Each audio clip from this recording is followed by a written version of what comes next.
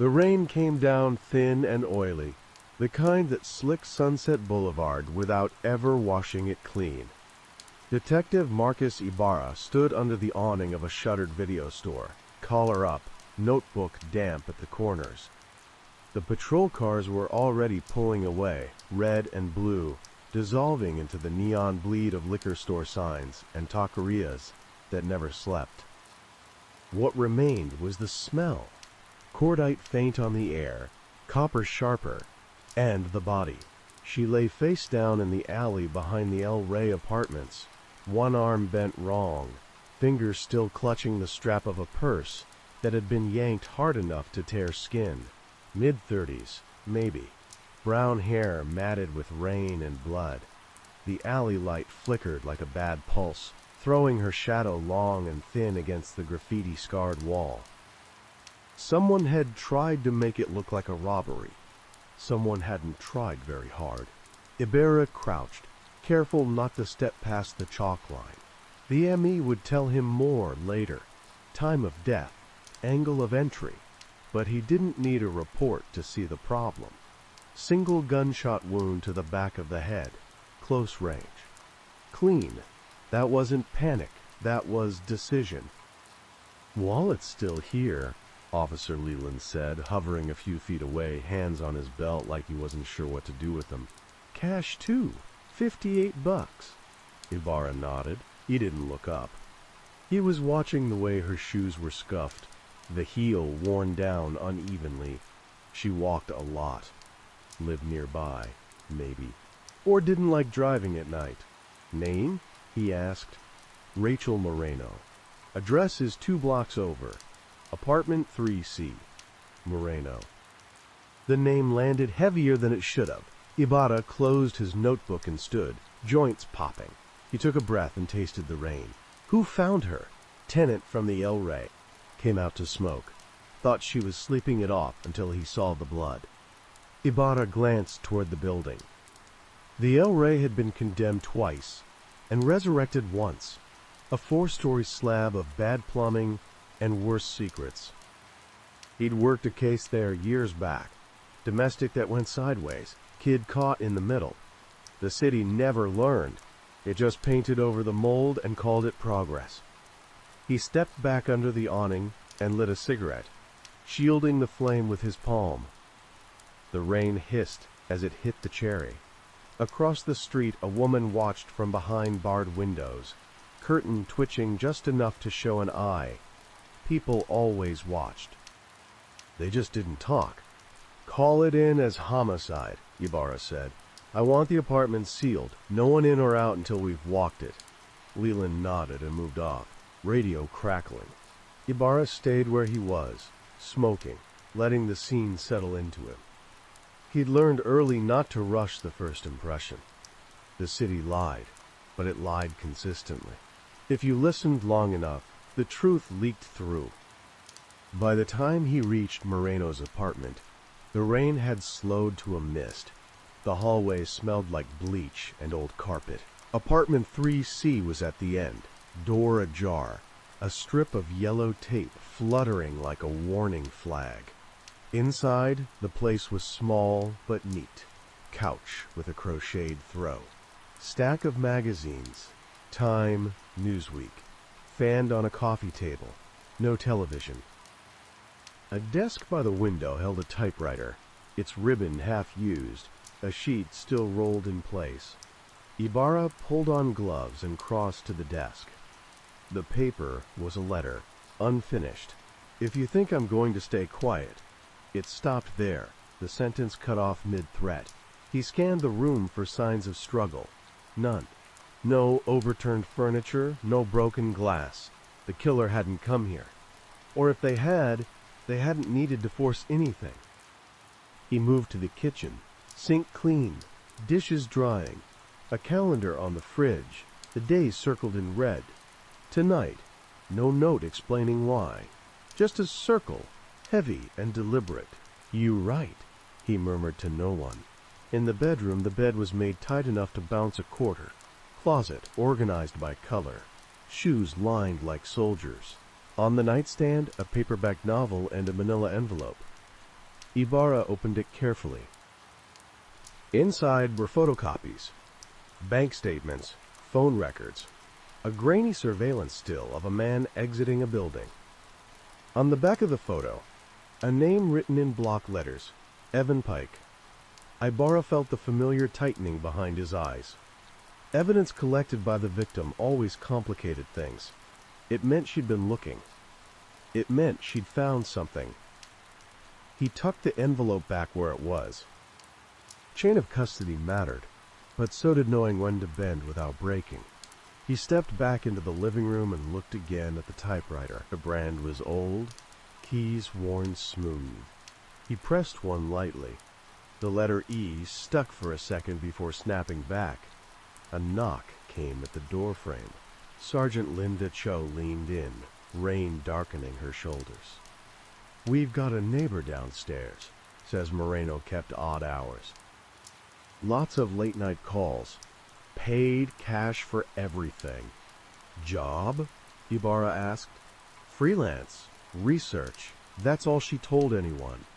Research. He looked at the envelope in his mind, the circled date. Freelance researchers didn't get executed in alleys unless they stepped on something sharp. "Run the name," he said, "Evan Pike, and pull her phone records. I want to know who she was talking to and why tonight mattered." Cho nodded. "You think this was a hit?" "I think," Ibarra said, extinguishing his cigarette on the sole of his shoe, "that someone decided she was done asking questions." He took one last look around the apartment, committing the angles to memory. The city outside hummed, indifferent and endless. Somewhere in it, someone was sleeping easy, convinced they'd cleaned up their mess. They never did. By morning, the rain had burned off, leaving Los Angeles scrubbed raw and humming. Marcus Ibarra sat in the homicide bullpen with a paper cup of coffee, going cold between his hands, watching the phones ring without answering. He liked the early hours. The city was quieter then, more honest. Lies needed an audience. Rachel Moreno's file lay open on his desk, thin but already heavy. 36 years old. Born in East L.A., raised by a single mother who cleaned houses in Brentwood. No arrests. No known enemies. Bachelor's degree in journalism from Cal State Northridge. No graduate work. Freelance since '88. Her bylines were scattered. Small magazines, alternative weeklies, a few trade journals. Nothing that screamed danger. Nothing that explained a bullet in the brain. Cho dropped a stack of papers onto his desk. "Phone records came back," she said, pulling a chair with her foot. "Mostly local calls. A couple to New York. One number shows up a lot. Last call was at 8:47 last night. 2 minutes." Ibarra scanned the printout. "Who owns it?" "Payphone, Hollywood and Vine." He exhaled through his nose. Of course it was. "Any pattern to the timing?" "Late nights, early mornings." She wasn't calling family. "Run the New York numbers?" "Already did. One's an editor at a financial newsletter. The other's a P.O. box tied to a Shell LLC. No faces yet." Ibarra nodded, eyes still on the page. "What about Evan Pike?" Cho hesitated. "That's where it gets interesting." She slid a manila folder across. Inside was a DMV photo. Early 40s. Clean cut. The kind of face that disappeared in a crowd. Evan Pike, 42. Works in commercial real estate development. Vice President at Meridian Pacific Holdings. Ibarra leaned back. Meridian Pacific was big money, even by LA standards. They bought derelict properties, flipped them into glass and steel, called it renewal. The city smiled and took the checks. Any criminal history? None. Married. 2 kids. Lives in the hills. And Rachel Moreno had his picture. Why? Cho shrugged. Could be nothing. Could be everything. Ibarra stood. Let's go talk to him. The drive up to Pike's house wound through streets that smelled like eucalyptus and money. The gate opened automatically when Cho buzzed, a camera eye tracking their progress. Pike answered the door himself, barefoot, polo shirt tucked into pressed slacks. He smiled like he'd been expecting a different kind of visitor. "Detectives," he said, voice steady. "This about the break-ins?" "No," Ibarra said. "It's about Rachel Moreno." The smile slipped, just a fraction. "Enough." "I don't know anyone by that name," Pike said. Ibarra held up the photo. "You sure?" Pike glanced, then looked away. "I've never seen her before." "Funny," Cho said. "She had this in her apartment, along with your bank statements." That did it. Pike swallowed. "Can we do this inside?" The living room was all clean lines and neutral colors, art chosen by a decorator who charged by the hour. Pike sat, hands clasped, while Ibarra stood, letting the silence stretch. "Rachel Moreno was killed last night," Ibarra said finally, "shot in the back of the head. Execution style." Pike's face went pale. "That's terrible. She'd been researching you." "I'm a public figure," Pike said quickly. "Developers get written up all the time." "She circled last night on her calendar," Ibarra said. "Called a payphone right before she died. Want to tell me why?" Pike shook his head. "I can't help you." Ibarra leaned in. "You can help yourself." The front door opened then, a woman stepping in with grocery bags. Pike's wife. She froze when she saw the badges. "What's going on?" she asked.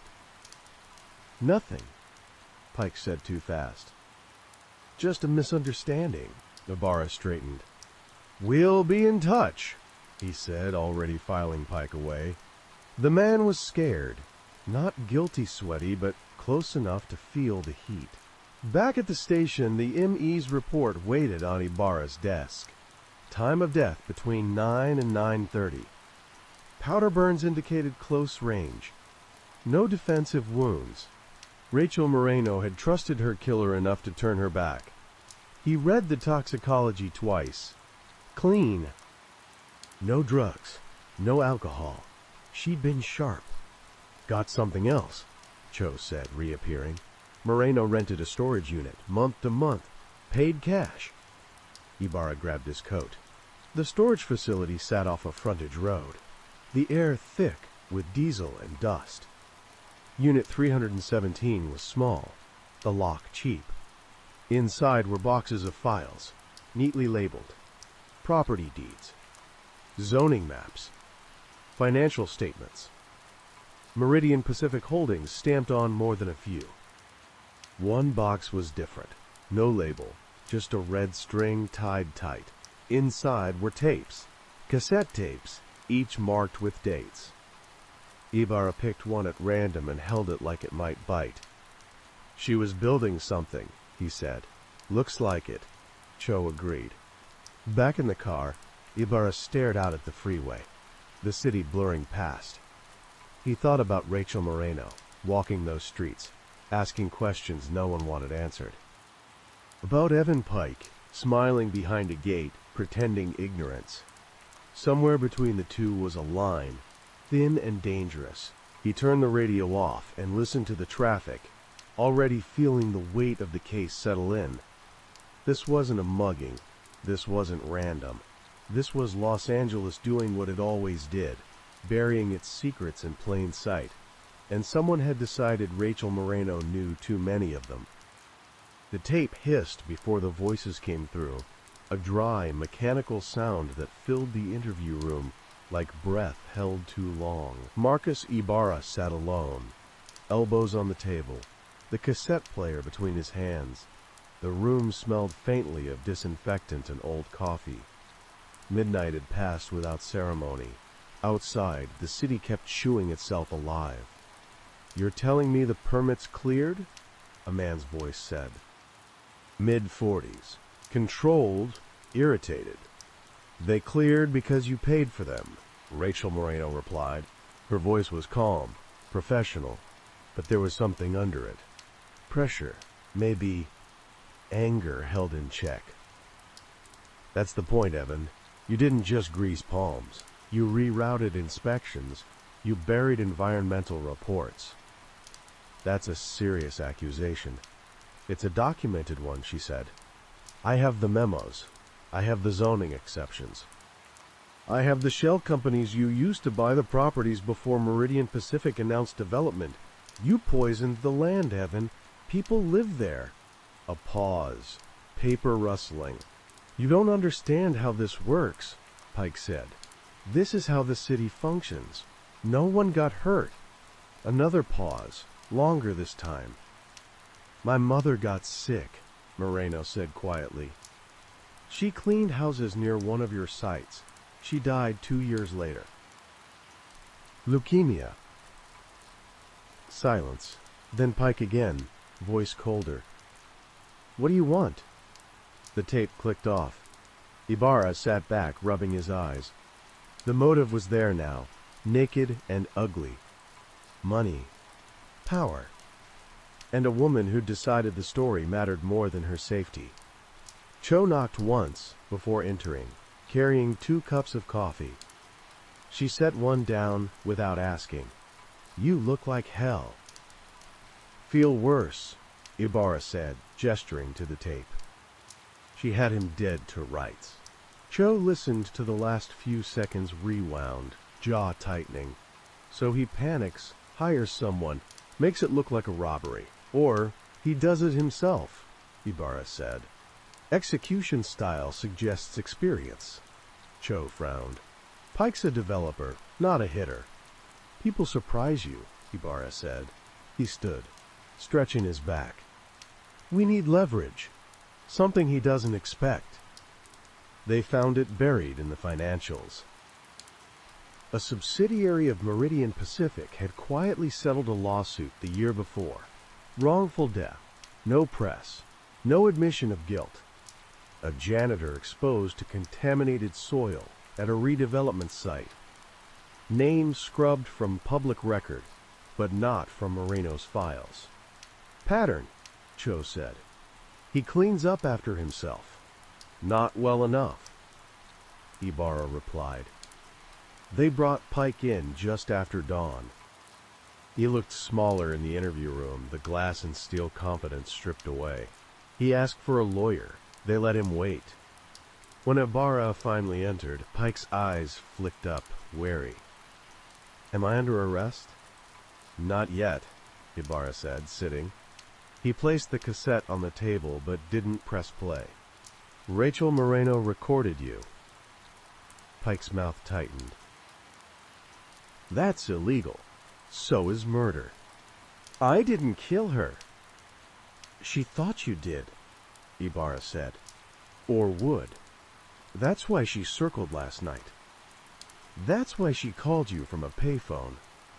She wanted you on tape again. A confession.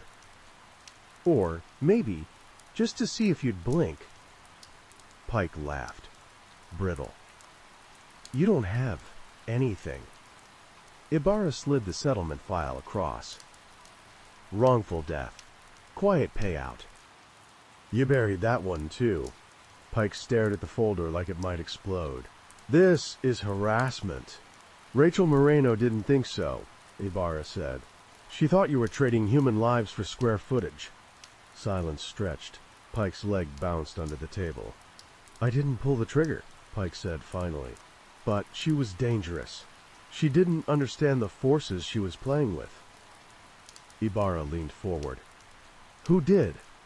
Pike swallowed. A man named Victor Salgado. He handled problems. For the company. Cho stepped in from behind the glass. We ran that name. XLAPD. Fired in. 89 for excessive force. There it was, the thin line finally snapping. Ibarra stood. We'll find him.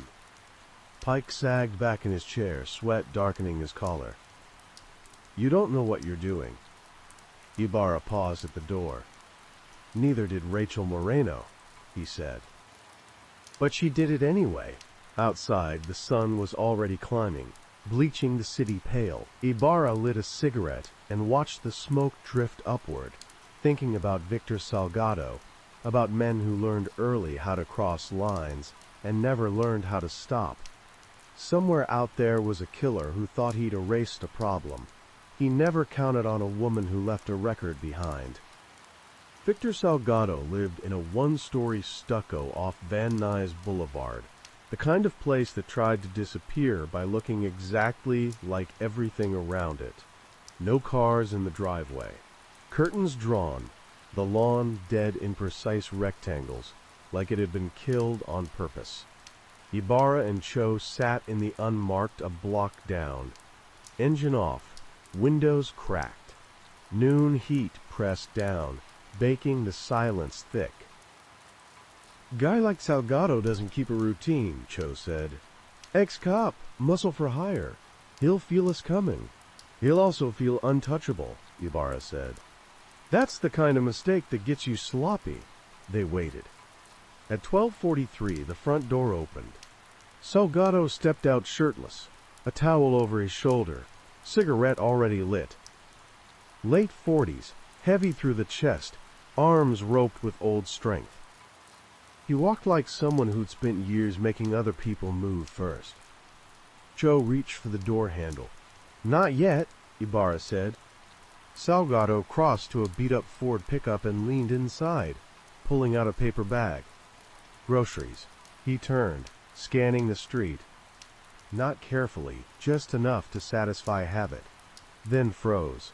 His eyes locked on the unmarked sedan. Just for a second.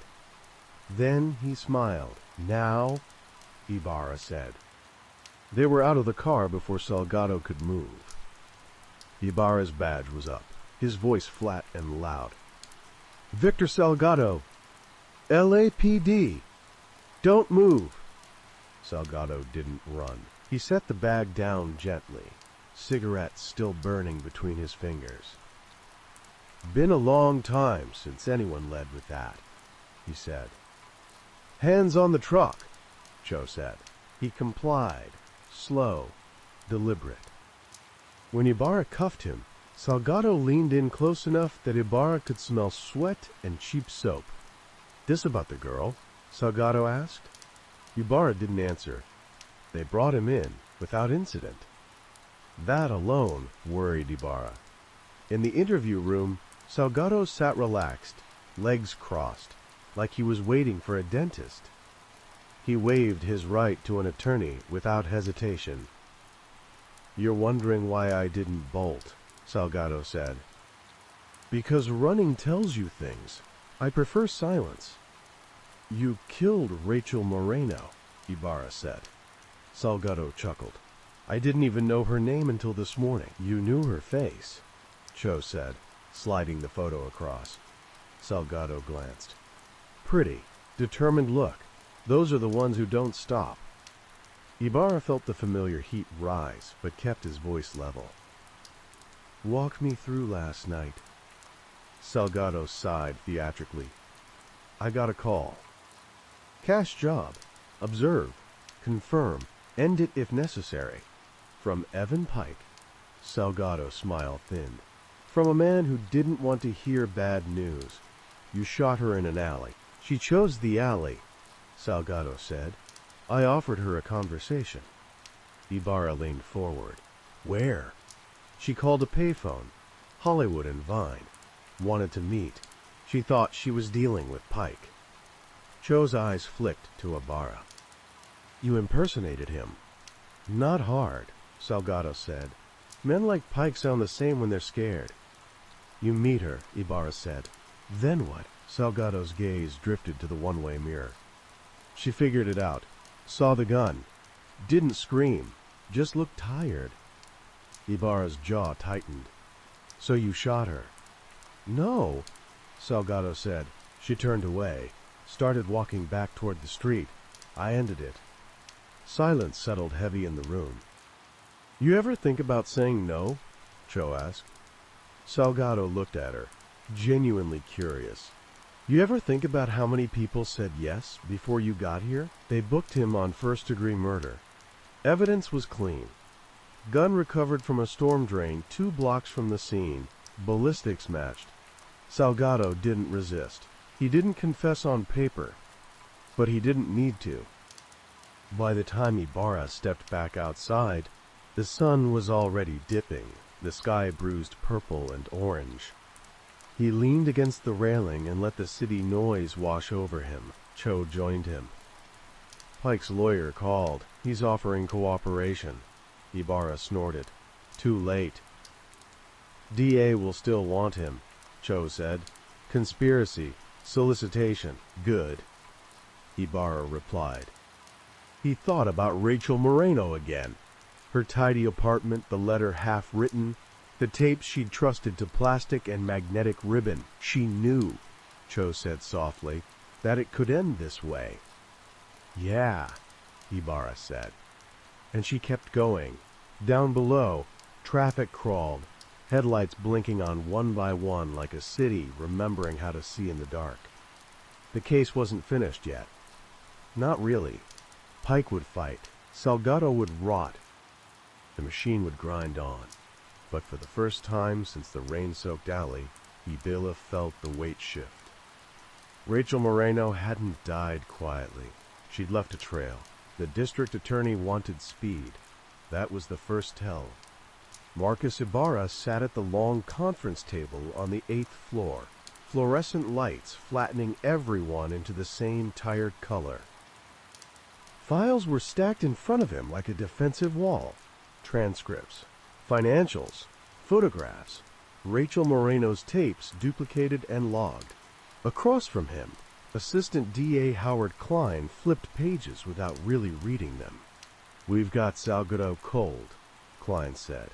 "Ballistics. Opportunity," implied confession. "Jury'll eat him alive." "And Evan Pike?" Ibarra asked. Klein sighed, already irritated. "Circumstantial. Solicitation is hard unless Salgado rolls, and he won't.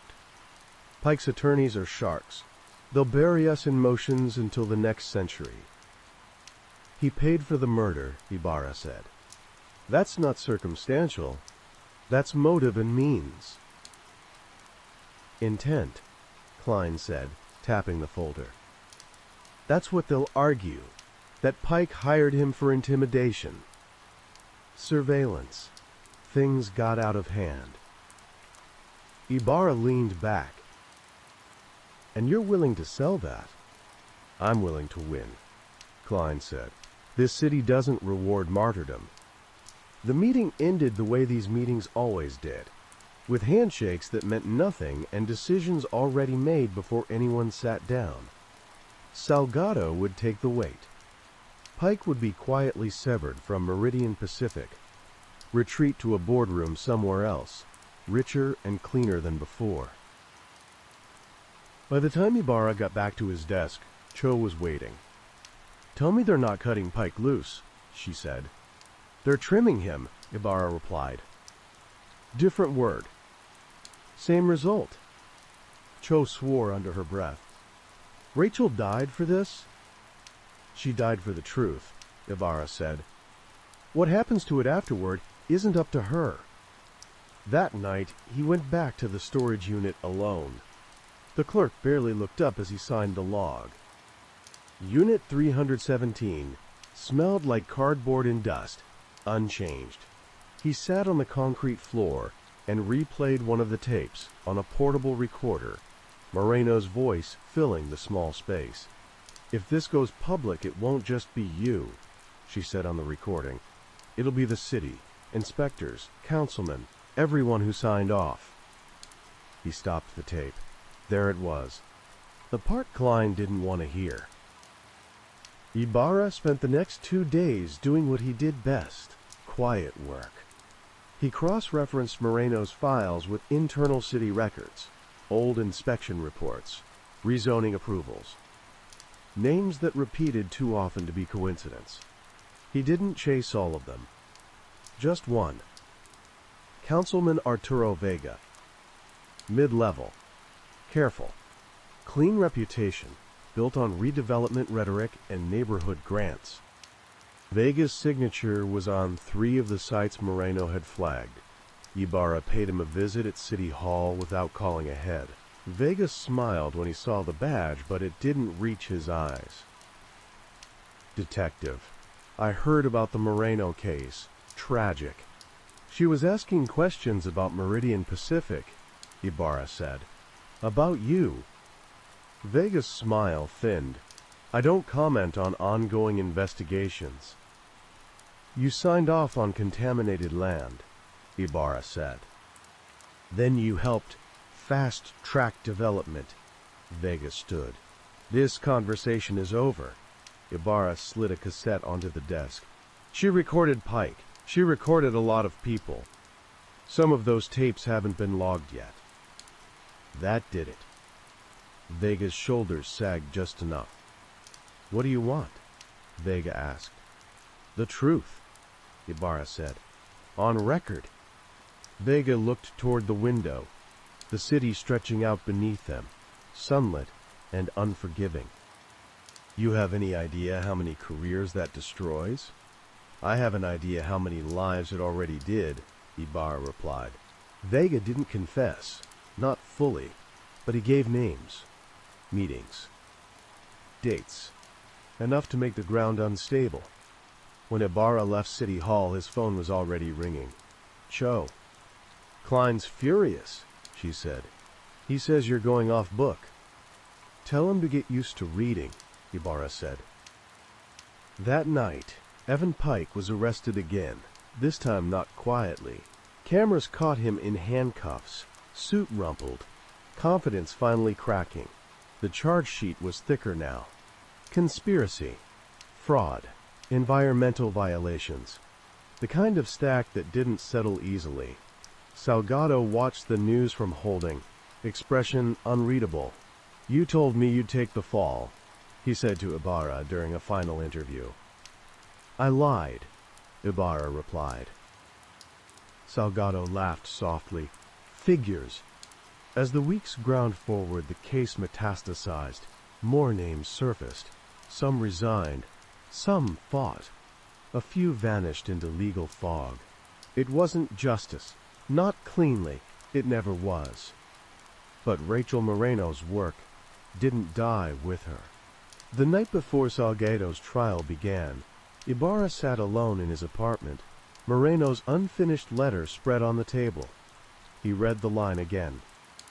If you think I'm going to stay quiet. He folded the page carefully and slid it back into the envelope. Tomorrow, the city would hear the rest of it. The jury came back after 6 hours. Longer than Ibarra expected, shorter than Salgado deserved. Guilty on all counts. Victor Salgado didn't react when the verdict was read. He sat with his hands folded, eyes forward, the same posture he'd kept since the first day of trial. A man who understood containment. When the judge pronounced life without parole, Salgado nodded once, as if confirming an appointment. Evan Pike wasn't in the room. His trial had been severed, delayed by motions, appeals, the kind of legal choreography that burned money instead of calories. But Pike's name had echoed through the courtroom for weeks, spoken by witnesses, read from transcripts, preserved on tape. By the time Salgado was led away, Pike was already bleeding out in public. 2 days later, Pike took a deal. Not the one he wanted, not the one his attorneys promised him would come if they just waited long enough. The DA's office, suddenly very interested in preserving its own skin, offered him a narrow path, full cooperation in exchange for a capped sentence. Pike accepted before the ink was dry. He testified against councilmen, inspectors, former colleagues. He named Arturo Vega without hesitation. He named men higher than Vega, too. Men whose names never reached the papers, but whose offices emptied overnight. He cried once on the stand, quietly, strategically, when Moreno's tapes were played for the jury. "I didn't mean for her to die," Pike said, voice breaking. The jurors didn't care. Neither did the judge. 25 years.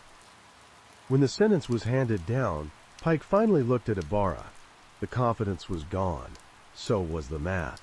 He looked like a man doing inventory on a life that no longer belonged to him. Outside the courthouse, the cameras clustered, hungry. Cho brushed past them without stopping. "You good?" she asked once they were clear. Ibarra nodded. "As good as it gets." They walked in silence for a block before Cho spoke again. "You know this doesn't fix the city." "No," Ibarra said, "but it reminds it where the edges are." That night he drove alone. No radio, no destination at first, just streets. He passed the El Rey apartments without slowing. The alley was empty now, power-washed clean, like nothing had ever happened there. He ended up at the storage unit one last time. Unit 317 was nearly empty. Evidence had been logged, copied, archived. What remained were things no one needed for court.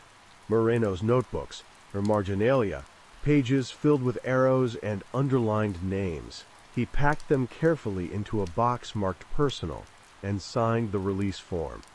Before locking up, he stood in the small concrete space and listened to the quiet. He thought about Rachel Moreno walking into that alley, tired but resolved. About the choice she'd made long before the gun came out, when she decided not to look away.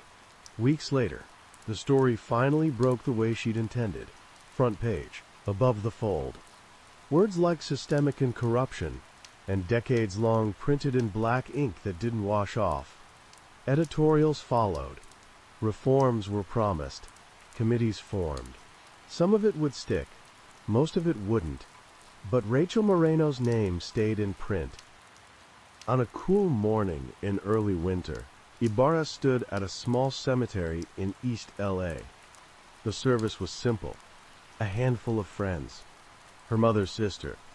No speeches. Just dirt and silence and a life reduced to dates. Afterward, as people drifted away, Ibarra stepped forward and placed the manila envelope on the grave. Inside was the letter, still unfinished. He didn't read it again. He didn't need to. He walked back to his car, the city stretching out ahead of him, flawed, loud, unrepentant, the kind of place that produced men like Salgado and Pike, and women like Rachel Moreno. The engine turned over. Traffic waited. Marcus Ibarra merged back into it, carrying the weight forward, because that was the job, and because someone always had to finish the sentence. Now, let's start the next story for tonight. The call came in at 2:17 a.m., the hour when lies are tired and the truth slips. Detective Marcus Johnson was awake already, sitting at his kitchen table with a mug of burnt coffee and a file he hadn't opened in 3 weeks. The rain ticked against the window like a nervous habit. "Female down," the dispatcher said. "Possible homicide. South Docklands, Warehouse 29. Johnson closed the file without looking at it. He'd learned the hard way not to carry old ghosts into new rooms. Warehouse 29 squatted at the edge of the harbor, a concrete relic from when the city still believed in manufacturing. Sodium lights threw jaundiced halos across puddles. Patrol cars idled with their doors open, radios murmuring. Yellow tape fluttered like cheap prayer flags. The body was inside. Johnson ducked under the tape, nodding once to Officer Lena Ortiz, who looked too young to be seeing this much blood. "What have we got?" "Name's Evelyn Marsh," Ortiz said. 38. Harbor Authority accountant. Security found her during a routine sweep. Inside, the warehouse smelled of rust, brine, and something coppery that didn't belong. The floor was a patchwork of oil stains and rainwater, blown in through broken panes. Marsh lay near a loading bay, her coat spread open like a confession she hadn't planned to make. Johnson crouched, careful not to cross the chalk outline the techs were still debating. Her eyes were open, glassy, fixed on a point above the rafters. A thin line of blood traced from her nose to her upper lip. No obvious gunshot, no knife wounds. Hands relaxed at her sides, fingers slightly curled, as if she'd been interrupted mid-thought. "Time of death?" he asked. "Prelim puts it between 11 and midnight," said Dr. Simon Lee from behind a mask, already gloved. Lee had the posture of a man who'd spent too long bending over bodies, and the eyes of someone who noticed what other people missed. No sign of struggle. No defensive injuries. Johnson studied the scene. The loading bay doors were shut. No drag marks. "Cause?" Lee hesitated. "That's the interesting part." "No blunt force trauma. No ligature marks on the neck." He lifted Marsh's chin gently. "But there's petechial hemorrhaging in the sclera. Could be asphyxia. Could be something pharmacological that restricted oxygen. We'll know more after talks." Johnson straightened and let his gaze travel. A warehouse this size should echo with clues. Instead, it felt scrubbed. Too clean for a place that hadn't been used in years. "Security cameras?" Johnson asked. Ortiz shook her head. "Warehouse cams went dark 2 nights ago. Harbor Authority says maintenance." "Maintenance," Johnson repeated, flat. He made a note he wouldn't forget. A uniform waved from the far end, flashlight cutting a nervous cone through dust. "Detective, you should see this." They walked past stacked pallets and a rusted forklift frozen mid-task. Near the bay doors, someone had drawn a symbol on the concrete in white chalk. A spiral, crude and uneven, intersected by 3 short lines. Not art. Not random. Johnson stared at it longer than he meant to. "Kids?" Ortiz offered, hopeful. "Kids don't break into locked warehouses at midnight," Johnson said. "Bag it." Lee hovered nearby. "You've seen this before?" Johnson shook his head, though the shape tugged at something old and uncomfortable. "No, but somebody wanted it seen." Outside, the rain had thinned to mist. Johnson lit a cigarette he wouldn't finish and watched the harbor lights smear themselves across the water. Cargo ships sat anchored in the distance, patient and anonymous. He pulled Marsh's wallet from an evidence bag. Married. No kids. Address in North Point. He flipped to the back. A folded receipt fell free. Coffee, 2 cups, paid at 10:42 p.m., a place near the docks. "Who found her?" Johnson asked. "Security guard," Ortiz said. "Name's Peter Wexler. Says he didn't touch anything." Johnson looked back at the warehouse entrance. "Bring him in. And get me Harbor Authority access logs. I want to know who knew this place was. Down for maintenance." Ortiz nodded and moved off. Johnson took one last look at the loading bay. At Marsh's stillness. At the chalk spiral drying in the damp air. The city had a way of leaving messages for people who knew how to read them. This one felt deliberate. Careful. Patient. He ground the cigarette into the concrete and turned back toward the tape, already feeling the pull of a case that wouldn't let go. Peter Wexler smelled like fear and disinfectant. He sat hunched in the interview room, hands folded so tightly his knuckles had gone pale, eyes fixed on the tabletop as if it might offer instructions. Marcus Johnson took the chair across from him without ceremony. No coffee. No small talk. Just the soft buzz of the overhead light and the distant hum of the precinct waking up around them. "Walk me through your night," Johnson said. Wexler swallowed. I do rounds every hour. Warehouse Row's usually dead. Always is. At 1:53, I unlocked 29. That's when I saw her. Why unlock it? Johnson asked. Wexler's eyes flicked up, then down again. Protocol. Even if it's marked inactive, I check. Make sure no one's squatting. Kids, junkies, whatever. Door was locked? Yes, same as always. No sign of forced entry? No. Johnson let the silence stretch. People filled silence with truth more often than lies. She was just there, Wexler continued, voice thinner now. Didn't look hurt. I thought she was asleep at first. Did you touch her? No, I swear. I called it in right away. Johnson studied him. The man was mid-40s, Harbor Authority uniform pressed too neatly. The kind of guy who followed rules because rules kept the world predictable. Not a killer. Not tonight. Anyone else have access to that warehouse? Johnson asked. Wexler shrugged helplessly. Maintenance. Supervisors. Accounting sometimes, if there's an audit. But nobody uses it anymore. Accounting, Johnson repeated. Like Evelyn Marsh. Wexler nodded, uncertain. I guess. Johnson stood. That'll be all for now. Don't leave town. Wexler gave a weak, humorless laugh. Wasn't planning on it. By the time Johnson stepped back outside, dawn was smearing gray across the harbor. Fog clung low to the water, swallowing pylons and hulls alike. He drove north with the radio off, the city passing in wet blurs.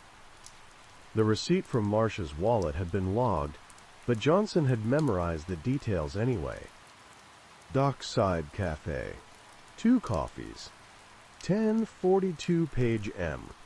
The place was still open when he arrived, lights warm against the gloom. A bell chimed as he pushed inside. The smell of burnt espresso and fried dough hit him like a memory. A woman behind the counter looked up. Early 30s. Tired eyes. Alert. Police? Johnson said, flashing his badge. I need to ask you a few questions about last night.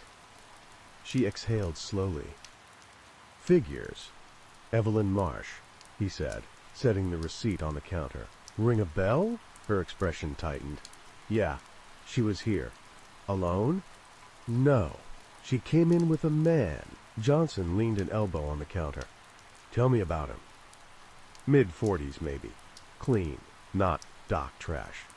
Wore a gray coat. Talked like he was used to being listened to. She hesitated. They didn't look like a couple. How so? No touching. No warmth. It felt professional. What time did they leave? 10:50, maybe. She looked upset. He didn't. Johnson nodded. Cameras? The woman pointed. Back corner. They work. Most of the time. Pull the footage, Johnson said. Now. Dr. Simon Lee was already elbow deep in his work when Johnson reached the morgue. The smell was sterile and sharp, designed to erase human context. Tox is preliminary, Lee said without looking up. But I think you're going to want to hear this. Johnson waited. No alcohol, no common street drugs, but there's a compound in her system, colorless, odorless, dissolves fast. Causes hypoxia without leaving obvious markers. Johnson frowned. That sounds convenient. It is, Lee said. Used to be military adjacent. Now mostly theoretical. You don't stumble into this. How administered? Inhalations possible. Aerosolized. Or introduced in a confined space. Lee finally looked up. Like a closed warehouse. Or a car. Johnson thought of the locked doors, the dark cameras, the spiral on the floor. Time to unconsciousness? Seconds. Death in minutes, if dosage is right. Johnson exhaled through his nose. You're telling me this was planned. I'm telling you, whoever did this knew exactly what they were doing. Back at his desk, Johnson watched the cafe footage on a loop, grainy but clear enough. Evelyn Marsh sat stiffly at a corner table, hands wrapped around a paper cup she never drank from. Across from her, the man in the gray coat leaned back, relaxed, saying little. When he did speak, she flinched, not physically, but in her posture, like something inside had recoiled. At 10:49, she stood abruptly. He didn't stop her, just watched as she left, then rose a moment later and followed at a distance. Johnson paused the frame. Zoomed in. The man looked straight at the camera, not by accident. Johnson felt a familiar tightening behind his eyes, the sense of being invited into something he hadn't agreed to. He picked up the phone. Ortiz, run Marsh's work files. I want audits, discrepancies, anything buried. And get me Harbor Authority personnel with chemistry backgrounds. He hung up and stared at the frozen image on the screen. Somebody had met Evelyn Marsh to tell her something, or threaten her, or give her a choice she didn't take. And somebody had wanted the body found. The spiral wasn't a signature, it was a reminder. Johnson shut off the monitor and reached for his coat. The city was waking up. The people who thought they were safe were pouring their first cups of coffee. And somewhere in the fog, a careful man in a gray coat was moving on to whatever came next. The Harbor Authority building was all glass and brushed steel, the kind of place designed to suggest transparency, while hiding its real work several floors up. Johnson signed in, clipped a visitor badge to his coat, and waited for the elevators with a patience that came from long practice. Ortiz met him on the 7th floor, a tablet tucked under her arm. She looked like she hadn't slept. Good. Neither had he. You were right, she said as they walked. Marsh wasn't just an accountant. She flagged internal discrepancies, shipping invoices that didn't line up with cargo manifests, maintenance budgets that ballooned for no reason. Who signed off? Johnson asked. Ortiz scrolled. 3 names kept recurring. Facilities director, procurement supervisor, and 1 consultant. Consultants always bleed you slow, Johnson said. Name? Evan Rowe. Johnson stopped walking. The name didn't ring a bell, but it carried weight anyway. Background? Private sector risk assessment. Former defense contractor. Chemistry degree before he pivoted. Johnson exhaled. Gray coat? Ortiz nodded. Likely. They were ushered into a conference room that smelled faintly of lemon cleaner and money. Marsh's supervisor, a man named Arthur Bellows, sat stiff-backed at the table, hands folded with bureaucratic precision. You knew Evelyn Marsh was here late last night, Johnson said without preamble. Bellows blinked. She often worked late. Very dedicated. She was killed, Johnson said, in a locked warehouse with disabled cameras, after meeting with a consultant you recommended.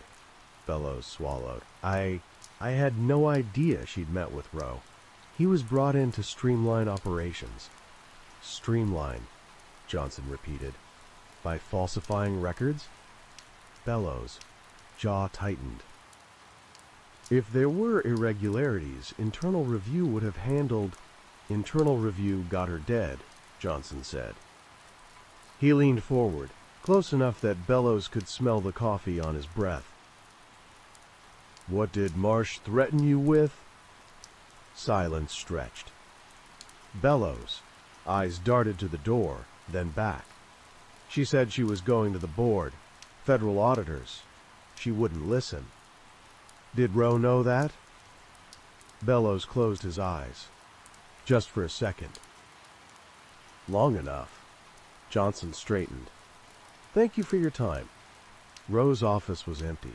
A rented suite overlooking the river, stripped bare except for dust outlines where furniture had been. No files, no computer, clean exit Too clean. Johnson stood by the window, watching the water slide past like it didn't care who drowned in it. He called Lee. If someone aerosolized that compound, Johnson said, what would they need? Delivery system, Lee replied. Something small, portable, modified inhaler, nebulizer, nothing flashy. And disposal? Easy. The compound degrades fast, leaves nothing behind. Johnson hung up and looked at his reflection in the glass. He'd seen this kind of intelligence before. People who treated murder like a logistical problem. Ortiz stepped in behind him. We got something else. Traffic cams caught a vehicle leaving the dock area around 11. Plates are obscured, but the driver. She handed him a still frame. Gray coat. Same posture. Same deliberate way of moving through the world. Johnson felt the case tightening, not closing. A trap worked both ways. He wanted to be seen, Johnson said. Ortiz frowned. Why? Because this isn't over. That night, Johnson went back to Warehouse 29 alone. The place had been cleared, tape removed, but the air still felt wrong. He walked the loading bay, counting steps, imagining the last minutes Marsh had known. No struggle, no sound. He knelt where the spiral had been, now scrubbed clean. Still, he could see it in his head. A spiral wasn't about chaos. It was about control, narrowing options. Pulling inward, Johnson's phone buzzed. A text. Unknown number. You're looking in the right places, just not deep enough. Another message followed before he could respond. Ask yourself what Evelyn Marsh actually found. Johnson stood slowly, pulse steady but loud in his ears. He scanned the darkness beyond the bay doors, half expecting to see a silhouette. Nothing. The fog rolled in from the water, thick and soundless, swallowing the warehouse whole. Johnson slipped the phone back into his pocket. This wasn't a warning, it was an invitation. Johnson didn't respond to the text. He never did. Conversations like that only moved in one direction, and it wasn't his. Instead, he drove. North Point rose from the water like a polite lie. Condos stacked clean and white, security desks staffed by men who smiled too quickly. Evelyn Marsh's building sat on the edge of it, all glass balconies and soft lighting meant to suggest safety. Johnson showed his badge and rode the elevator alone. Her apartment was immaculate in the way single professionals often mistake for order. No photos on the walls. Furniture chosen for function, not comfort. The kitchen counter was wiped clean except for a single envelope unopened, addressed in Marsh's careful handwriting. Johnson didn't touch it. He scanned the room first. No signs of a struggle, no broken routines. But routines could be traps. He pulled gloves on and opened the envelope.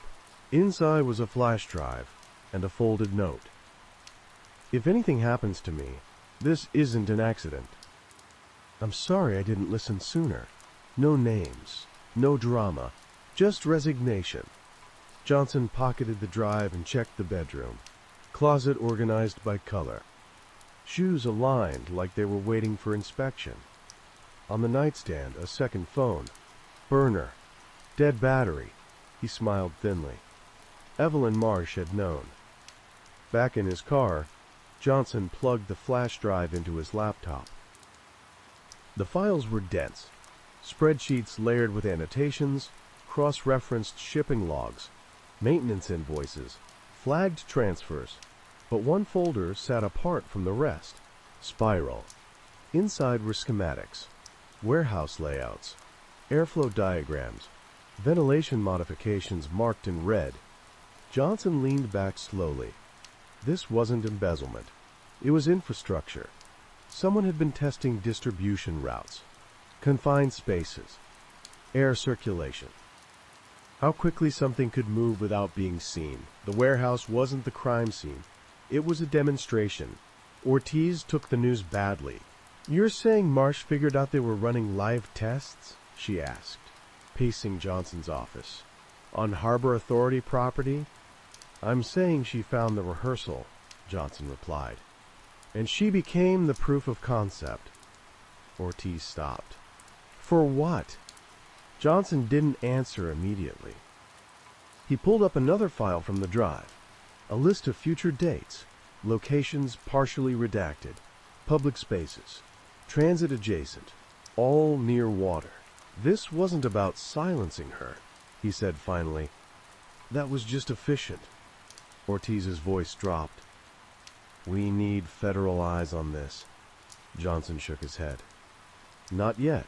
He wants visibility, but not panic. If we escalate too fast, he disappears. And if we don't, he moves forward." Ortiz stared at the screen.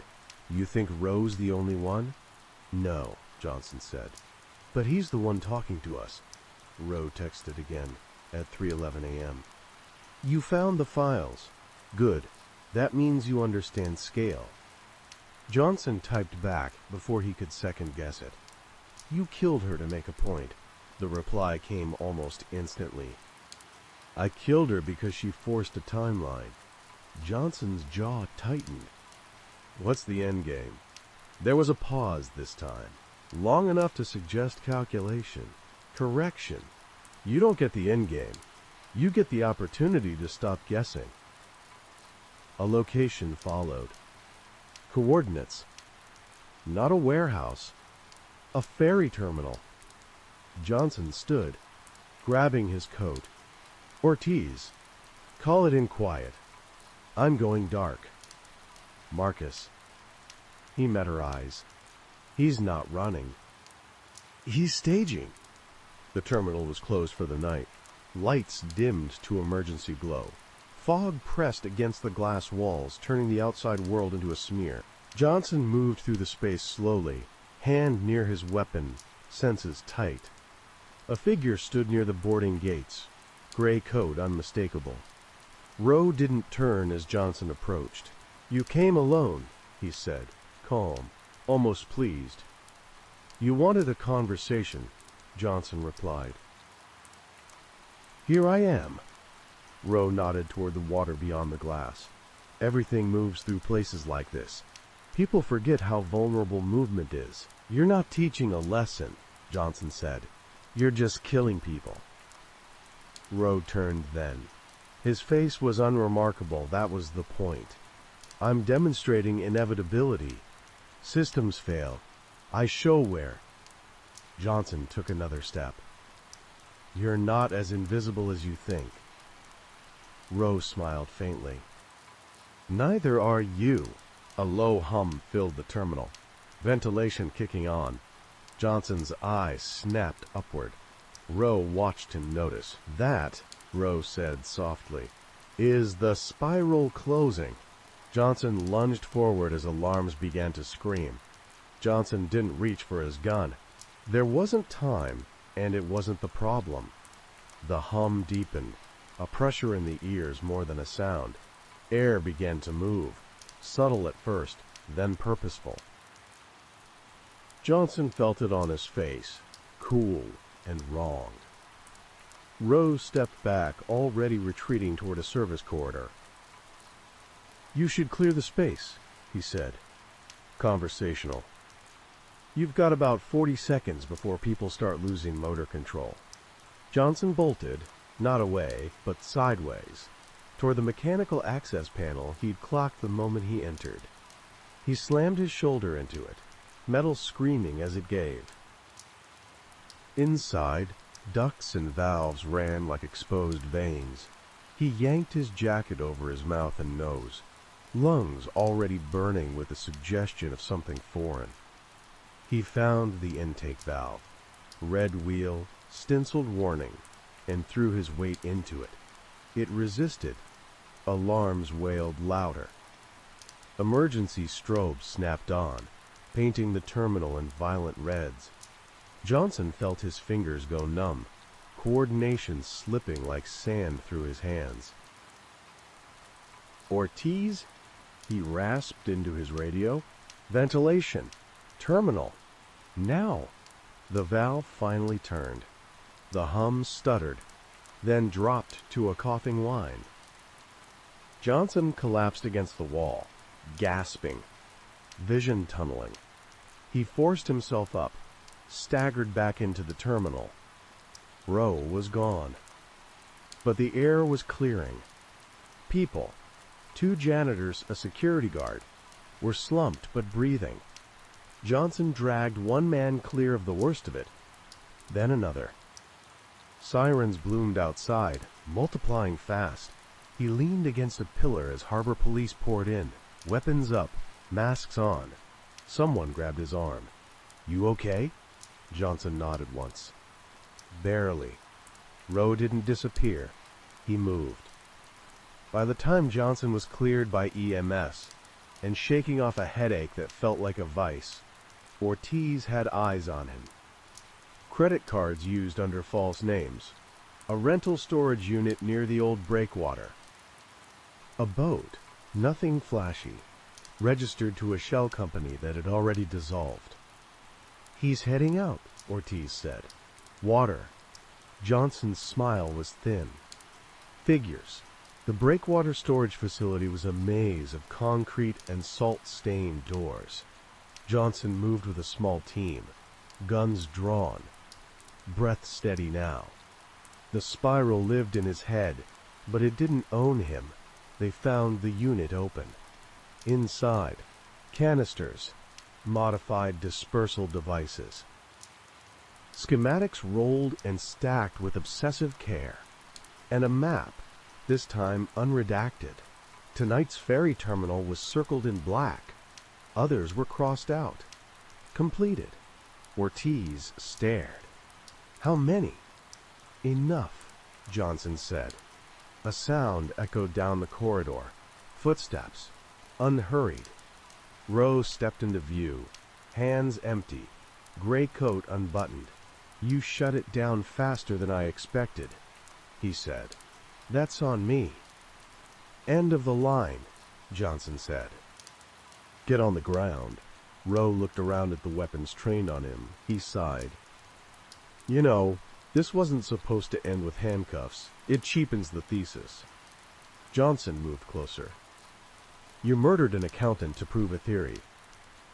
Rowe's eyes hardened. "I killed a variable.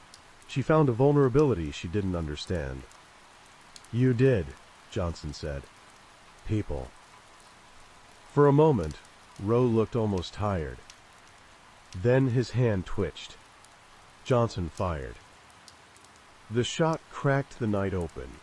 Rowe went down hard, blood blooming dark against the concrete. The devices clattered from his coat pockets, harmless now, incomplete. As medics rushed in, Ortiz looked at Johnson. "You okay with that?" Johnson holstered his weapon. He was reaching. She nodded. That was enough. Dawn came pale and indifferent. The harbor went about its business. Ferries loaded. People moved. Marsh's files went federal. Quietly. Facilities were shut down, inspected, scrubbed. The crossed-out locations stayed crossed out. Johnson stood at the water's edge as the sun climbed, hands in his coat pockets, watching the wake of a departing boat spiral outward until it flattened into nothing. Control was an illusion, so was inevitability. What mattered was who showed up when the air started to change. Johnson turned away and walked back toward the city, already feeling the case recede. Not gone, never gone, but contained. For now, Rowe didn't die right away. That surprised Johnson. It shouldn't have. He was still breathing when they loaded him into the ambulance, chest fluttering in shallow, uneven pulls, eyes half-lidded but aware enough to track Johnson as he was wheeled past. There was no anger in them, no fear, just irritation, like a man inconvenienced at the end of a long argument. Johnson rode in the front seat, silent, hands folded, feeling the aftershocks catch up to him all at once. His head throbbed. His lungs still burned faintly, like a warning written in ash. At the hospital, they took Rowe straight into surgery under guard. Johnson waited in the corridor, watching the second hand of the clock jerk its way forward. Ortiz arrived 20 minutes later, hair damp, jacket half-zipped. "They found more units," she said quietly. "2 more storage sites, inert now, no active compounds." Johnson nodded. He planned redundancy. "Yeah." She hesitated. "Feds are carving this thing up already. DHS, DOJ, alphabet soup. They want statements, timeline, everything." "In a minute," Johnson said. They stood there as an orderly pushed a mop bucket past them, the smell of antiseptic, sharp and clean. Somewhere behind the swinging doors, surgeons worked to keep a man alive who had built his life around demonstrating how easily people could be killed. After an hour, a doctor emerged, late 50s, tired. "He'll live," the doctor said. "Bullet missed the heart by centimeters. Significant blood loss, but we stabilized him." Ortiz exhaled. Johnson didn't. "When can he talk?" the doctor considered. "Not tonight. Maybe tomorrow." Johnson nodded. "Thank you." They questioned Rowe the next afternoon in a guarded ICU room. Tubes, monitors, the steady beep of borrowed time. His gray coat was gone. Without it, he looked smaller, less inevitable. Johnson pulled up a chair. No recorder. Just a notepad he didn't intend to use. "You want to tell me why?"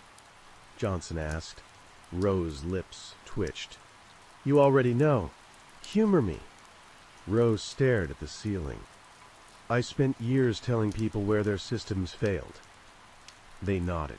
"Paid me. Did nothing. Failure only matters when it's visible." "So you made it visible," Johnson said. "By killing Evelyn Marsh." Rowe finally looked at him. "She found the architecture. Not the money. Not the fraud. The airflow. The timing. She was smart enough to understand the implications, and stubborn enough to think exposing them would stop it. She trusted the wrong people," Johnson said. "Yes," Rowe agreed softly. "Including me." "Why leave the spiral?" Johnson asked. "Why text me?" Rowe smiled faintly. "Because systems adapt. Investigations adapt. You were the variable I couldn't model." Johnson felt that land, then pass. "You didn't want to get away. I wanted to be answered," Rowe said. "Arrest, death, those are footnotes. The real outcome is scrutiny, change." Johnson stood. "You don't get credit for the fire because it made people install sprinklers." Rowe's smile faded. "History disagrees." Johnson turned toward the door. "History isn't written by men in ICU beds. Evelyn Marsh's funeral was small. Rain again." Johnson stood at the back, unnoticed, watching the coffin lower with a care that felt almost obscene given how she died. No speech is worth remembering. Just quiet, exhausted grief. He left before it ended. That night, back in his apartment, Johnson opened the file he'd been avoiding for weeks. Different case. Different victim. Different failure. He read it through this time, start to finish, then closed it again. Some spirals you don't escape. You just learn where to step. His phone buzzed once. Ortiz. Rose cooperating. Full disclosure. Names, routes, everything. Johnson typed back. Good. He stood by the window, city lights blinking on, one by one, watched his reflection ghost over the glass. The harbor was calm. Ferries moved. People breathed. Tomorrow, there would be another call. Another hour when lies were tired. For now, the air was clean. Now, let's get into the next story for tonight. The rain had a way of flattening the city, pressing it down until every sound seemed to come from beneath your shoes. Marcus Hale stood under the flickering sodium lamp outside 414 Calder Street and watched the water bead along the brim of his hat. The building rose like a concrete afterthought. 8 stories, narrow windows, a lobby that smelled of bleach and old arguments. Someone had tried to clean something they shouldn't have. A patrol officer held the door.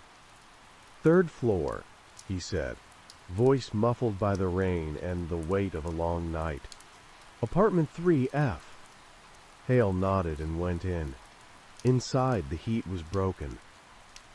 The stairwell was damp and echoing, the kind of place where footsteps told on you even if you didn't want them to.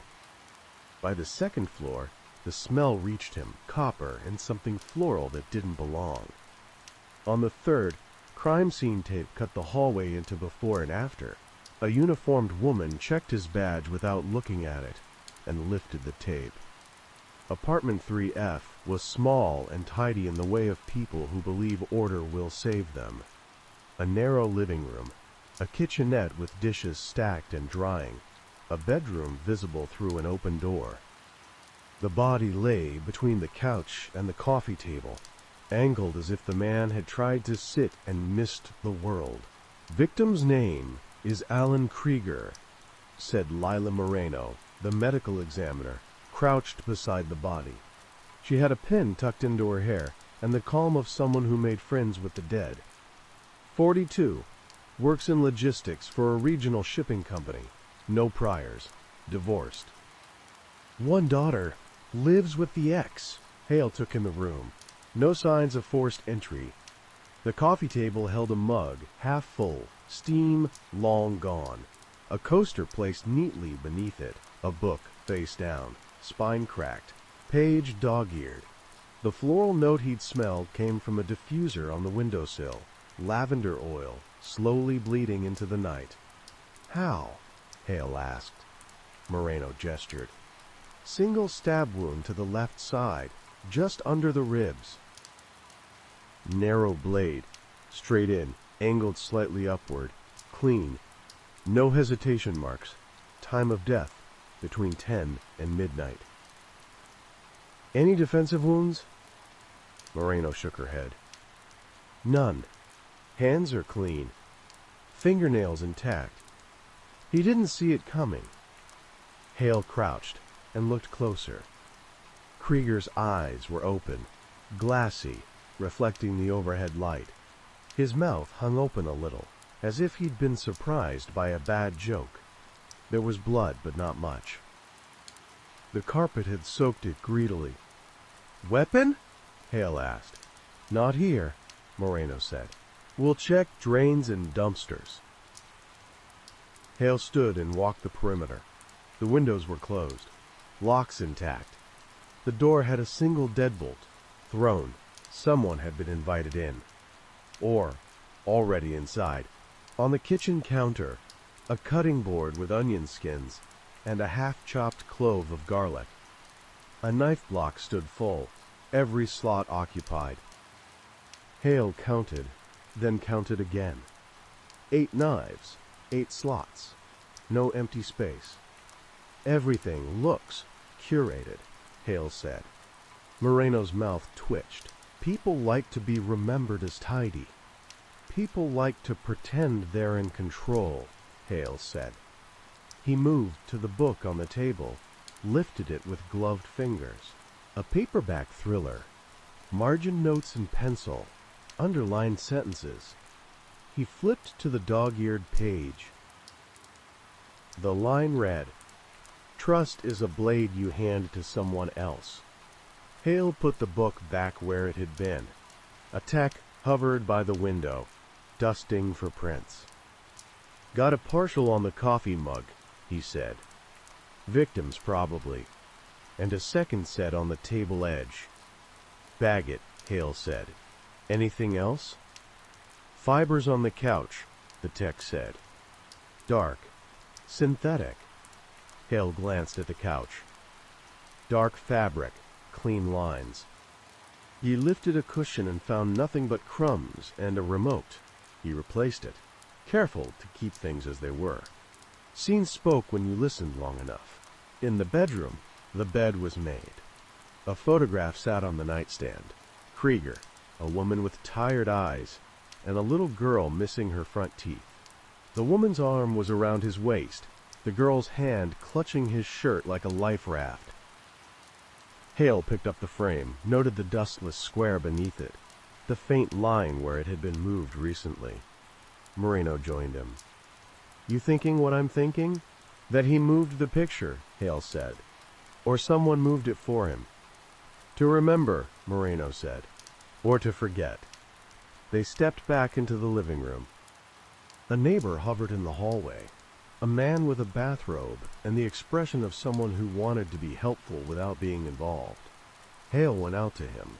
"You hear anything?" Hale asked. The man shook his head. "TV was on. Game. I did hear voices earlier. Around 9. Arguing. Male? Female?" "Both," the man said. "Didn't catch words. Walls are thin, but not honest." "Anyone else?" Hale asked. "Woman came by sometimes," the man said. "Dark hair, smart dresser. Stayed late." "Tonight?" Hale asked. The man shrugged. "Maybe. I was distracted." Hale thanked him and went back in. Moreno was already packing up, her work done until the lab had its say. "Call me when you have something," Hale said. She looked at him. "You always say that like you think I won't." He smiled without humor. "I always hope you will." Outside, the rain had slowed to a drizzle. Hale stood under the lamp again and lit a cigarette, the flame briefly defiant against the damp. He exhaled and watched the smoke curl and vanish. Invited in, no struggle, a blade that didn't belong to the room. Voices at 9. Death, some time later. A life arranged just so, punctured by a single decision. Hale flicked the cigarette away and pulled his collar up. The city breathed around him, indifferent and wet. Somewhere between 9 and midnight, someone had handed Alan Krieger a blade, and he had trusted them enough to let it in. Marcus Hale hated interrogation rooms that tried too hard. This one didn't. Gray walls, a scarred metal table, 2 chairs that never quite faced each other straight. The light hummed with a low electrical irritation, like it resented being awake. The woman sitting across from him looked composed in a way that suggested rehearsal. Dark hair pulled back neatly, tailored coat folded over the chair behind her. Her hands were folded on the table, fingers interlaced, knuckles pale but steady. "State your name," Hale said.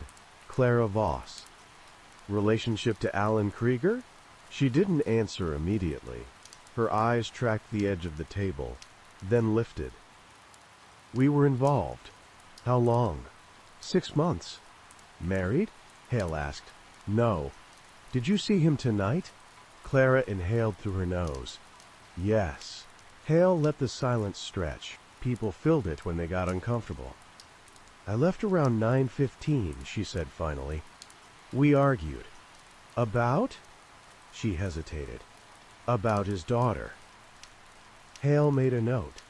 "Explain." "He wanted to introduce me to her," Clara said. "I said it was too soon." "He accused me of keeping secrets." "Were you?" Her mouth tightened. "Everyone keeps secrets." Hale looked at her hands. No cuts, no tremor. Nails short, clean. He glanced at the clock on the wall. 2:13 a.m. neighbors heard raised voices around 9, Hale said. "Male and female, that fits." "Yes." "And after you left?" "I went home." "Anyone see you?" She shook her head. "I live alone." Hale leaned back. "What do you do for work, Ms. Voss?" "I'm a compliance consultant," she said.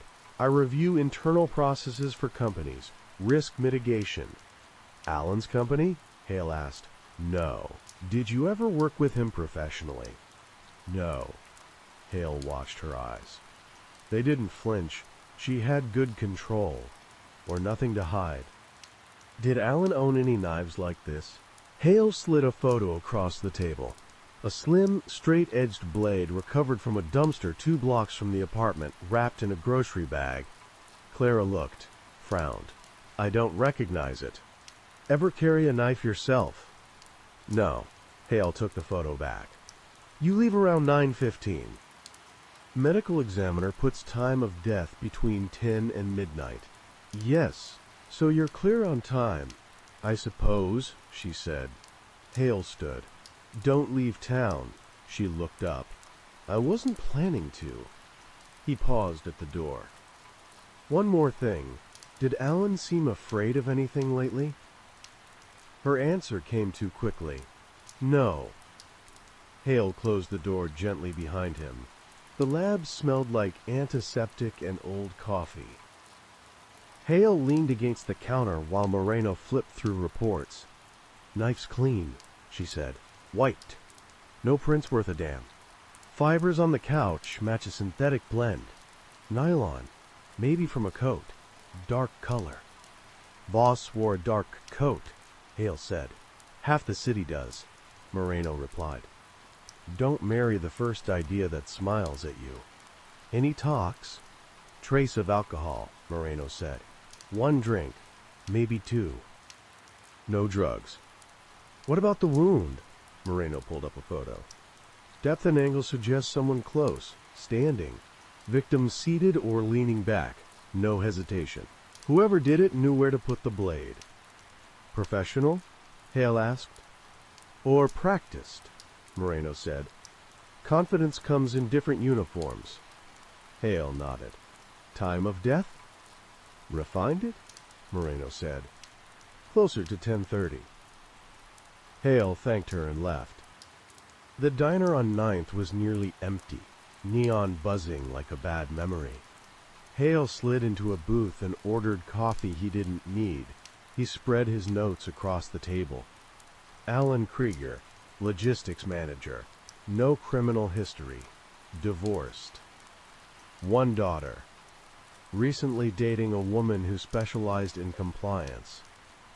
Risk, oversight, exposure. Words that sounded like control. Invited in. No struggle. No weapon from the apartment. A blade introduced from outside.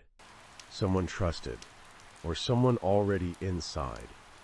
Hale's phone buzzed. Text from a uniform. Ex-wife located. Lives in Brookside. Wants to talk. He drained the coffee and left money on the table. Emily Krieger's house smelled like lemon cleaner and resentment. She stood in the doorway with her arms crossed, eyes red but dry. "I already told the other officer," she said. "I didn't do it." "I'm not here to accuse," Hale said. "I'm here to understand." She stepped aside. The living room was cluttered with toys and school papers. A little girl peeked from the hallway, then vanished. "When was the last time you saw Alan?" Hale asked. "Last week," Emily said. He picked up Sophie. Late, like always. "Any arguments recently?" She laughed once, sharp. "We divorced because arguments were all we had." "Anything unusual?" Hale asked. "He was distracted," she said, on edge. Kept checking his phone. "Did he mention anyone?" Hale asked. "A woman?" Emily's jaw tightened. "He mentioned introducing Sophie to someone. I said no." "Why?" "Because he rushes things," Emily said. "Because he wants a ready-made family without doing the work." "Did you go to his apartment tonight?" Hale asked. "No." "Anyone who might want to hurt him?" Hale asked. She thought, then shook her head. Alan wasn't important enough to hate. Hale thanked her and left. Back at his desk, Hale pinned photos to the board. Krieger's apartment. A knife. Clara Voss. Emily Krieger. A blank space in between. His phone rang. The tech from earlier. "Got something on the fibers," he said. "Match a high-end coat brand. Not common. Also, prints on the coffee table? Second set belongs to a man." "A man?" Hale said. "Yeah, not the victim." Hale closed his eyes. "Run it." Minutes later, partial hit. "Name's Daniel Rourke." "Who's that?" Hale asked. "Works security for Krieger's company." Hale stared at the board. Security. Inside. Trusted. He grabbed his coat. Somewhere between 9 and 10:30, a man with access and a blade had been in that apartment. Maybe more than one. Maybe one watched while the other argued. The rain started again as Hale stepped outside. The city flattened itself, waiting. Daniel Rourke's security office sat behind the shipping yard like an apology no one expected to be accepted. A prefab structure with tinted windows, fluorescent lights humming inside, the smell of oil and wet asphalt clinging to everything. Hale watched from his car as rain slid down the windshield, bending the world into streaks. Rourke came out at 1:47 a.m. He was tall, broad in the shoulders, the kind of man whose posture announced authority even when he was off the clock. Dark coat. Synthetic fabric. He paused under the awning, lit a cigarette, and checked his phone before heading toward the parking lot. Hale waited until Rourke opened his car door. "Daniel Rourke," Hale said, stepping out. "Police." Rourke didn't jump. He turned slowly, cigarette glowing like a small warning light. "This about Alan?" "Yes." Rourke nodded once. "I figured you'd come." The interrogation room swallowed sound. Rourke sat with his hands on the table, palms down, fingers spread. He didn't bother folding them. "You work security for Krieger's company," Hale said. 8 years. Rourke replied. "Longer than Alan. You know him well?" "Well enough." "Your prints were found in his apartment," Hale said. Rourke's jaw tightened. "I was there tonight." "What time?" "Around 8:30. "Why?" "He called," Rourke said. "Said he needed advice." "About what?" "About a woman," Rourke said, "and about work." Hale leaned back. "Tell me about the woman." "Clara," Rourke said. "She was trouble." "In what way?" "Too interested," Rourke said. "Too many questions about company operations, shipping routes, access protocols." Hale's pen paused. "You thought she was digging?" "Yes." "Why didn't you report it?" Rourke met his eyes. "Because Alan didn't want trouble, and because I wasn't sure." "So you went to his apartment to warn him?" Hale said. "Yes." "Did you argue?" Rourke shook his head. "No." "I told him to be careful. He laughed it off." "What time did you leave?" "A little after 9, Rourke said. "She showed up while I was there." Hale's pulse ticked up. "Clara Voss?" "Yes. What happened?" "They argued," Rourke said. "I stayed out of it. Left when it got heated." "You didn't see anything else?" "No." Hale slid the photo of the knife across the table. "Ever seen this?" Rourke frowned. "No." "You carry a blade?" "For work," Rourke said. "Company issued, different shape." "Where is it now?" "In my locker." "We'll check," Hale said. Rourke exhaled. "You think I killed him?" "I think you were there," Hale said. "And I think you know more than you're saying." Rourke leaned forward. "Alan was scared," he said quietly. "Not of me, of what he'd gotten mixed up in." With Clara? With the company, Rourke said. Things were disappearing. Cargo rerouted. Paperwork altered. Hale felt the shape of it begin to form. Did Alan plan to report it? Rourke nodded. He said he was going to. Tonight, actually. Said he finally had proof. Did Clara know that? Hale asked. Rourke hesitated. I don't know. Hale stood. Sit tight. Moreno met him in the hallway.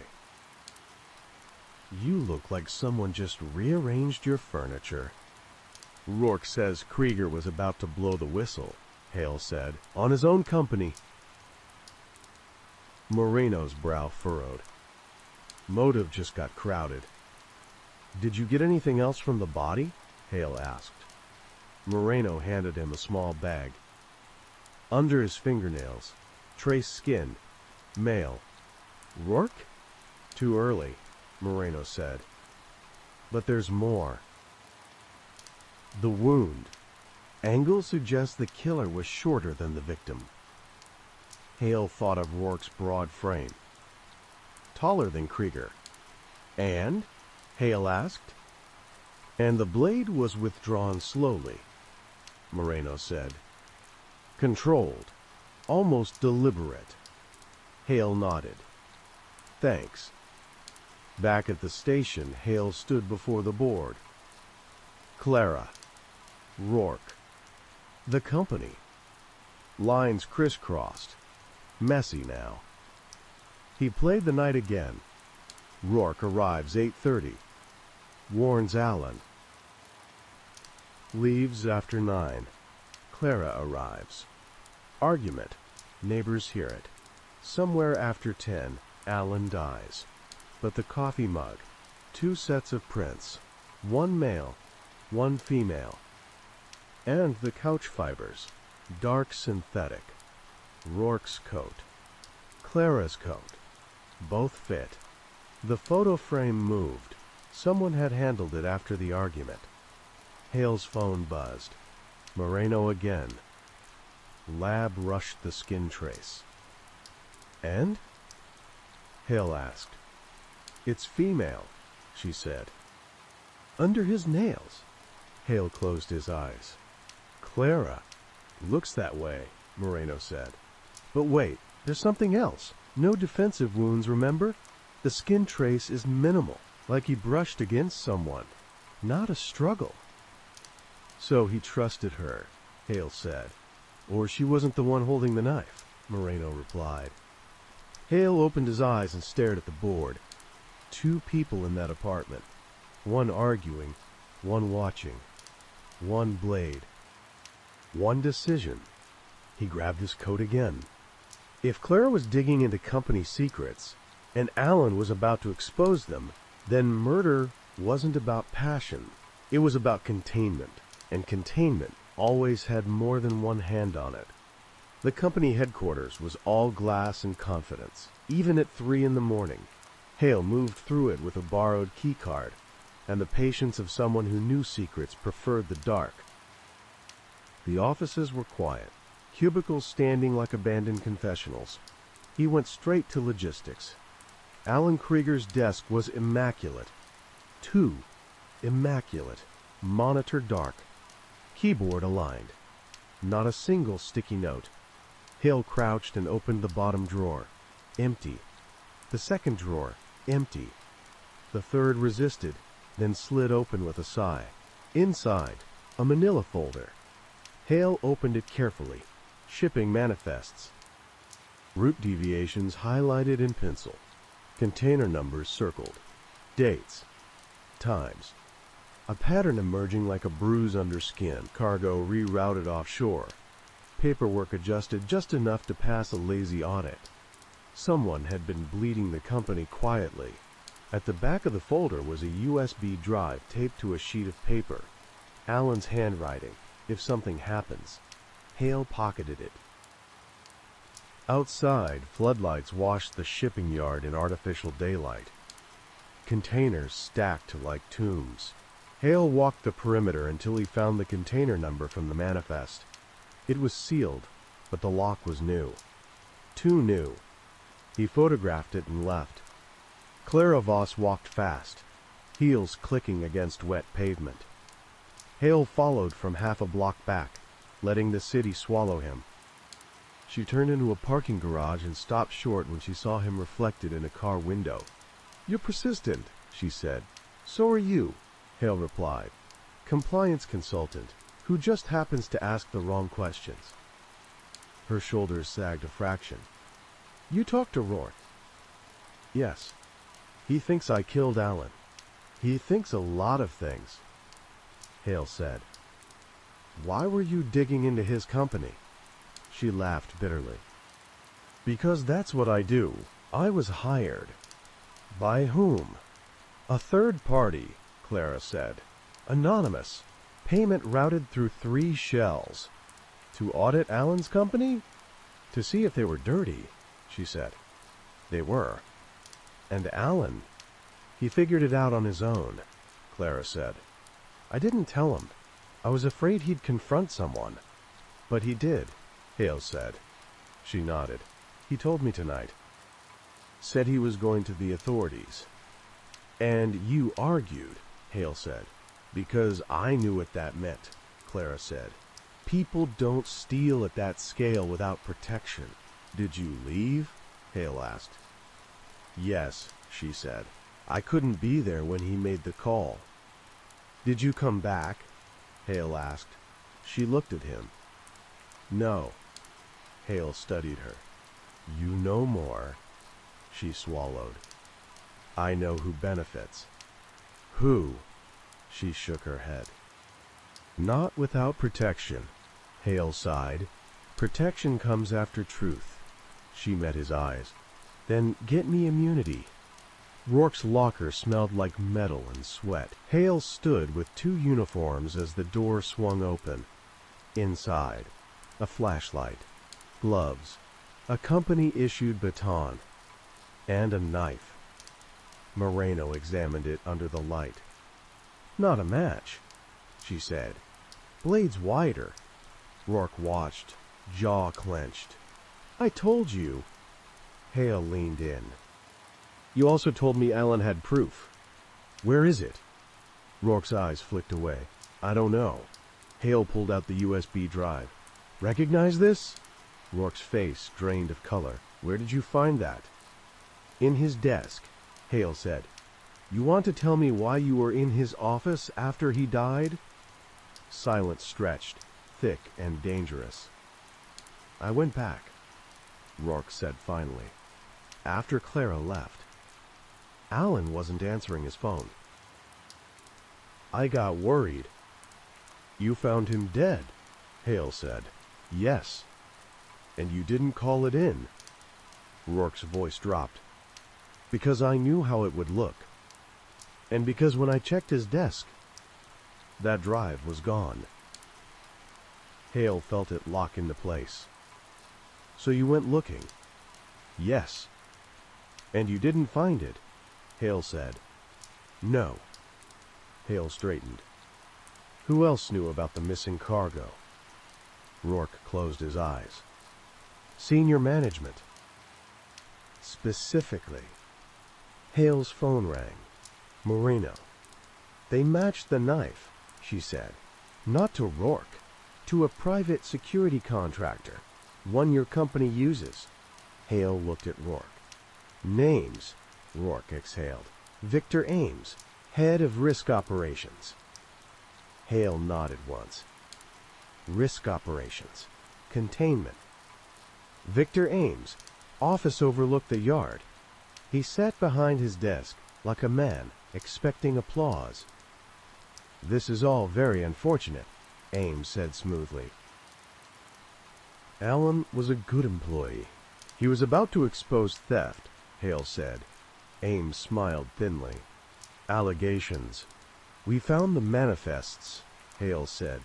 "And the weapon." Ames' smile faltered. "I want a lawyer."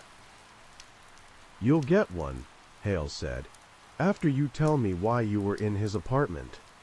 Ames stood. "I wasn't." Hale leaned forward. Your contractor's knife was. And two people were there. One to distract, one to act. Ames. Eyes hardened. You can't prove that. Hale pulled out the USB drive. We can. Ames sat back down slowly. Outside, the rain intensified, drumming against the glass. Like applause that wouldn't stop. Hale watched Ames carefully. The man had built his life around managing exposure. Tonight, the numbers had finally turned against him, and someone was going to pay. Victor Ames asked for water. Hale let him wait. The office was too high, too exposed. Glass on three sides, the city laid out beneath them, like a circuit board pulsing with light. Ames sat rigid now, the performance of ease abandoned. His hands were flat on the desk, fingers spread, mirroring Rourke's earlier posture without meaning to. You manage risk, Hale said at last. That means you plan for failure. Ames. Lips tightened. I manage volatility. Alan Krieger was volatility, Hale said. He discovered cargo diversion tied to senior management. He was going to the authorities. You needed him quiet. That's conjecture, Ames said. Hale placed the USB drive on the desk between them. This contains root data, altered timestamps, internal emails, including one from you authorizing a temporary override on container tracking. Ames stared at the drive like it might detonate. That doesn't prove murder. No, Hale said. But it proves motive. Ames leaned back slowly. Even if Alan suspected something, killing him would only increase exposure. Unless, Hale said, you expected the death to look personal, domestic, a lover's quarrel. Ames said nothing. You didn't bring the blade yourself, Hale continued. You're too careful. You used a contractor, someone whose tools couldn't be traced directly to you. Someone who could enter without raising suspicion. Ames' jaw worked. You're building a story, Hale nodded. That's my job. He leaned forward. You also needed someone to keep Alan occupied. Emotional noise. Clara Voss. Ames' eyes flicked, just for a second. She was hired to audit quietly, Hale said. Anonymous contract. But once Alan figured things out on his own, you repurposed her presence. Let her argue with him. Let neighbors hear it. Let it frame the night. Ames stood abruptly. This is harassment. Hale didn't move. After she left, you or your man arrived. Alan trusted company security. No struggle. Seated, relaxed, maybe relieved she was gone. One clean insertion. Slow withdrawal. Control. Ames' shoulders slumped a fraction.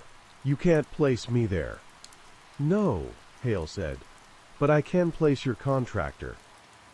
And I can place Rourke arriving after, panicking, searching for proof. And I can place Clara leaving alive. Ames laughed weakly.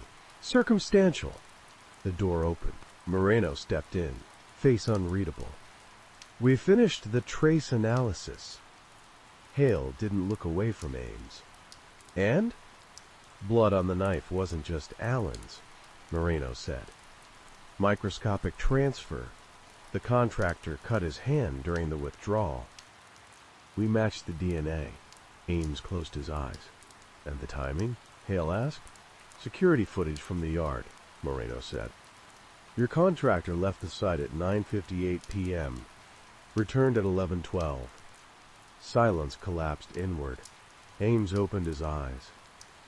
If I speak, he said, I want guarantees. You don't get to negotiate, Hale said. You get to explain. Ames' voice was small now. Alan called me, said he knew. Said he was going to destroy everything I'd built. "So you sent someone," Hale said. "I sent someone to scare him," Ames whispered. "That was all, but fear is unpredictable," Hale said. Ames nodded. "He argued with the woman first. When my man arrived, Alan was raw. He resisted." "No defensive wounds," Hale said. "He didn't fight," Ames said. "He pleaded. That made it worse." Hale straightened. "You orchestrated a murder and hoped it would look like a lover's crime." Ames swallowed. "I managed the risk." Outside, thunder rolled, deep and final. Clara Voss sat across from Hale, hours later, wrapped in a blanket she hadn't asked for. "It was him," Hale said. "Ames." She closed her eyes. "I knew it. You were bait," Hale said, "whether you meant to be or not." "I argued because I cared," she said. "That's the worst part. You didn't kill him," Hale said, "but you helped set the stage." Tears ran silently down her face. At dawn, Hale stood on the steps outside the precinct. The rain had washed the city clean, at least on the surface. Sirens faded into the morning. Somewhere, a child would wake up without a father. One part remained unfinished. He turned back inside. Truth had a way of demanding a full accounting. And Alan Krieger deserved one. Victor Ames confessed at 6:42 a.m. after the lawyers arrived and the city began pretending the night hadn't happened. He spoke clinically, the way men like him always did, flattening horror into procedure. He explained the theft as a necessity, a correction to inefficiencies no one else had the nerve to exploit. He explained Alan Krieger as collateral, a variable that had refused to be managed. "I didn't order him killed," Ames said, voice hoarse. "I ordered him silenced." Marcus Hale watched without blinking, a distinction without difference. The contractor's name was Evan Pike, former private military. Clean record. Disposable. Pike had been instructed to intimidate. Enter the apartment using company credentials Alan trusted, display the knife, threaten consequences. But intimidation required uncertainty, and Pike had been trained to remove uncertainty permanently. Alan had been seated on the couch. The argument with Clara Voss had left him shaken but resolute. When Pike arrived, Alan assumed it was official, another company intervention. He listened, he pleaded, he reached out, not to strike, but to steady himself, brushing Pike's sleeve as he stood. That was when the blade went in. Under the ribs, angled upward, placed precisely where training said it would end things quickly. Pike withdrew the knife slowly to control blood spatter. He cut his hand in the process, cursed, wiped the blade clean, and left. No struggle, no chaos, just containment. When Daniel Rourke arrived later, summoned by instinct and guilt, he found the body cooling and the truth half missing. He searched for the proof, thinking only of exposure, not justice. He left with nothing and told no one, sealing his own complicity in silence. Clara Voss was exactly what she claimed to be, a consultant hired anonymously to confirm corruption. She had argued with Alan because she cared, because she knew that men who threatened systems disappeared quietly. She left alive because she was no longer useful. The murder weapon was traced to Pike.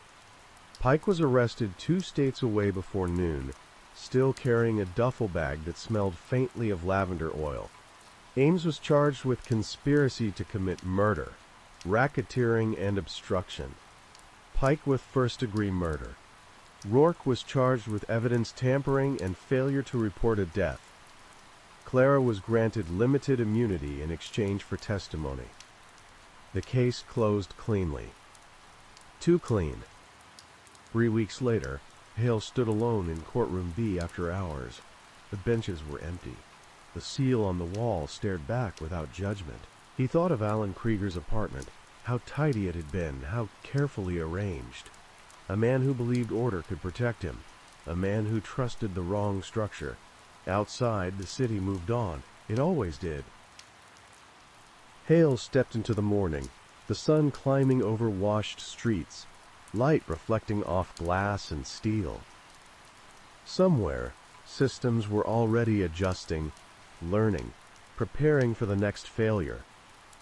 He pulled his coat tighter and walked. Risk, he knew now, wasn't something you eliminated. It was something you decided who would bear.